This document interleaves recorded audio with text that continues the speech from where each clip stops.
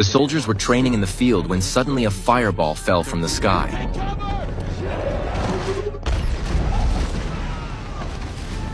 As the smoke cleared, a massive yellow robot appeared before them. It was Bumblebee. The officer froze in place, unsure of what to do, while Bumblebee, hearing the sound of reinforcements approaching, panicked and fled into the jungle. By the time the officer reacted, he quickly led the reinforcements in pursuit. Before long, they caught up to Bumblebee, who suddenly transformed, right before their eyes, into a jeep. Under heavy attack from the soldiers, Bumblebee had no choice but to flee desperately. After dodging a shell, he swung a 16-foot-long sword and cut down two massive trees, temporarily blocking the soldiers' path. But he hadn't gotten far before the soldiers caught up again. Planning to escape into a mine, he was suddenly slammed by an armored vehicle. The soldiers quickly surrounded him. Just then, Bumblebee spoke.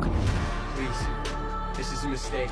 The soldiers were stunned. They hadn't expected this enormous machine to talk. Bumblebee explained that he didn't want to hurt anyone. But before he could finish, a fighter jet appeared in the distance. The officer thought reinforcements had arrived, but instead, a barrage of missiles rained down.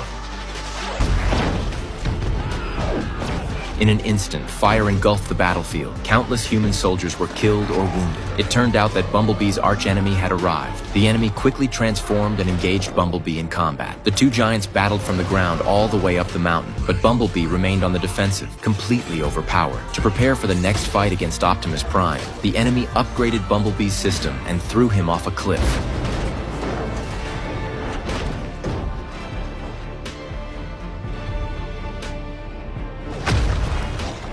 Just as the robot was about to finish him off, Bumblebee summoned all his strength for a final strike.